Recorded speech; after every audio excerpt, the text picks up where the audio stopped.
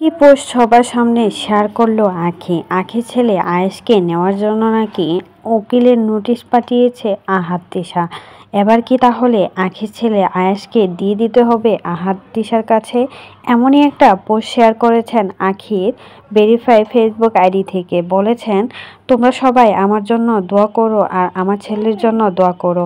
আমার ছেলেকে নেওয়ার জন্য শকুনের মতো আমার পিছু ছাড়তেছে না। আমার ছেলেকে নিয়ে তো ভিউ ব্যবসা করবে, তার জন্যই আমার ছেলেকে দরকার। এখন আমার বুক খালি করে আমার ছেলেকে নেওয়ার জন্য উকিলের নোটিশ পাঠিয়েছে। এমনই একটা কথা শেয়ার করেছেন আঁখি তার আইডিতে। বলে কি এবার সত্যি সত্যি আঁখির ছেলে আয়েশকে আঁখির থেকে ছিনিয়ে নিতে যাচ্ছে আহাদ তিশা? তাহলে কি এবার আঁখির ছেলে আয়েশকে ভরণ পোষণ না দেওয়ার কারণ হচ্ছে এটা?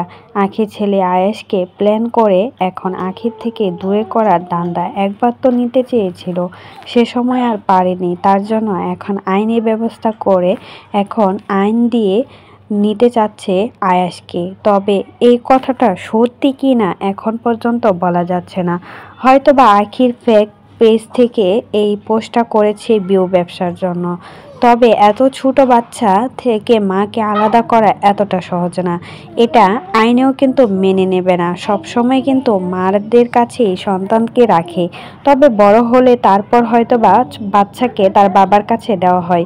কিন্তু আঁখির ছেলে আয়েশ যেহেতু এখনো অনেকটাই ছোট, 5 বছর পর্যন্ত হয়নি, তখন আঁখির ছেলে আয়েশকে নেওয়ার কোনো সম্ভাবনা নেই।